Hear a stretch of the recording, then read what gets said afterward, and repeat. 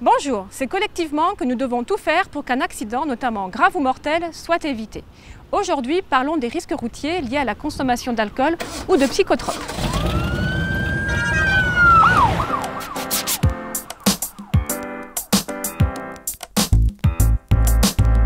Je ne conduis pas sous l'emprise d'alcool ou de stupéfiants.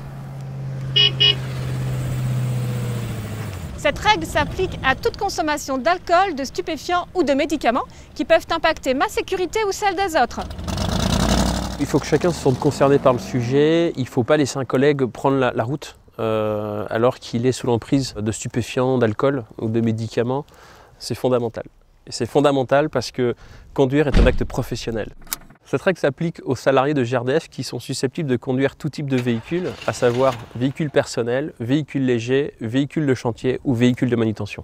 Si on doit conduire, on ne consomme pas d'alcool parce que les modifications de la conduite apparaissent dès le premier verre. De la même façon, la consommation de stupéfiants altère nos capacités immédiatement après la prise. Et puis aussi, certains médicaments modifient nos capacités, nos comportements.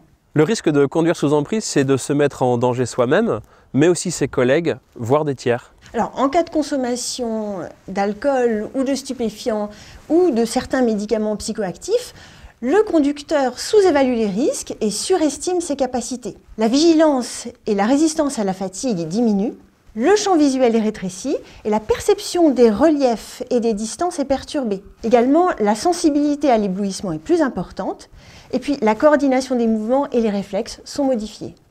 Je pense qu'il faut réussir à partager autour de ce sujet-là, communiquer avec ses collègues et avec la ligne managériale librement. Communiquer sur le sujet, c'est pas faire de la délation.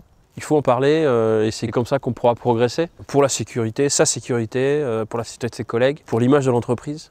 Et si ça permet de sauver une vie, oui, faisons-le. Conduire dans le cadre du travail est d'abord un acte professionnel.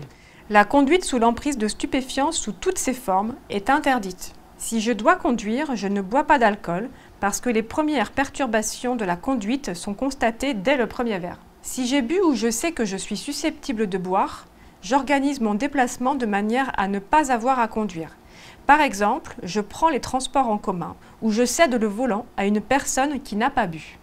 J'interviens si je constate que dans mon entourage, une personne s'apprête à prendre le volant sous l'emprise d'alcool ou de stupéfiants.